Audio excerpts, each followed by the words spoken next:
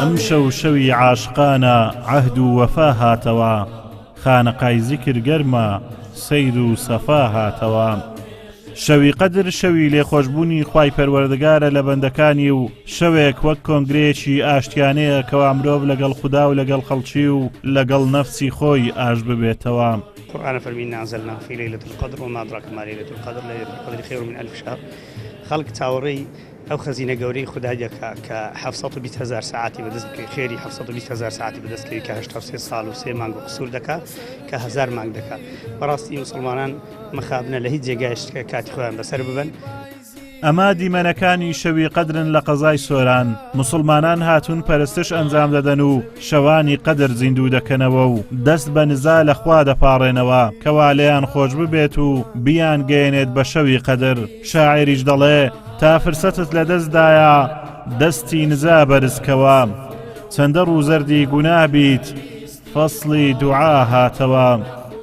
هاتینا ئەو مزگەوتەی ئینشاءڵڵا بەرەکەت و شەفاقەت لە هەموو مسلمانەکی لە خاتری شەوێ لەیلەة القەدر یا ڕەبی خوددا لێمان وەربگری یا ڕەبی العالەمین خوایە لە خاتری ئەو عیبادەتەی لە خاتری ئەو گەورەی ئەو پێغەمبەرە نازدارەی یا ڕەبی خوددا لێمان وەربگری.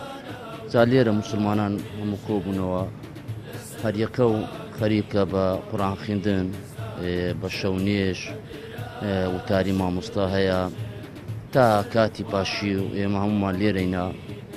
ئیدی داوا لە خوای گەورە دەکەین ئەو شەومان لێ وەربگری کە خوای گەورە دەفەرمێ خێری بە 1000 مانگە. هەمومان پێکەوە ئەو شەو ئینشاءڵڵا ئەو سونەتە گەورەیە ئەو شەوە پیرۆزە بەرز ڕادەگرین و هەروەها زیندی دەکەین و بە زیندیکردنەوەی سونەتەکانمان و هەروەها بە ئەنجامدانی فەرزەکانمان و هەروەها بە ئەنجامدانی زۆرێکی سونەت و هەروەها بە ئەنجامدانی زۆرێکی قورئان خوێندن لەم شەوەدا وەکو پێغەمبەرمان صلی الله علیه وسلم لەو دەشەوەی کۆتایی کەوا لە مزگەوت ماوەتەوە بە تایبەتی گرینجاندایەوە شەوی 27. شەوی قەدر گەورەترین شەوە لە لای خودا. پێغەمبەر درودی خوای لێبێ دەفەرموێ هەر کەسێ شەوی قەدر زیندوو بکاتەوە و باوەڕی پێی هەبێ و چاوەڕێی پاداشتی خوای گەورە بێ، خوا لە تاوانەکانی پێشووی خۆش دەبێ. لەم شەوەدا گەورەترین و ناوازەترین کەرنەڤاڵ لەلایەن فریشتەکانەوە بەڕابەرایەتی جوبرائیل عەلەیهی سەلام بەڕێوە دەچێت و لە ئاسمانەکان دێنە خوارێ و دادەبەزنە سەرزەوی. هەر بەندەیەک نزا بکات فریشتەکان ئامینی بۆ دەکەن و دڵنیای دەکەنەوە بەوەی نزاکەی گیرا دەبێت.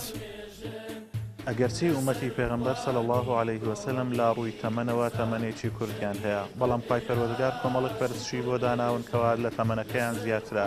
یەکێش لەو پەرستشانە بریتیە لە شەوی قەدر کەوا پای پەروەردگار خۆی ئەفەرموێت خەیر من ئەلف شەهر، واتە پاداشتی 1000 مانگ بەو کەسە کە ئەگات کەوا شەوی قەدر زیندوو دەکاتەوە. مسلمانانیش لێرە کۆبوونەتەوە بۆ ئەوی پاداشتی ئەو شەوەیان بەدەست بێنن. ئازاد ومەراوەی کەناڵی ئاسمانی پەیام، قەزای سۆران.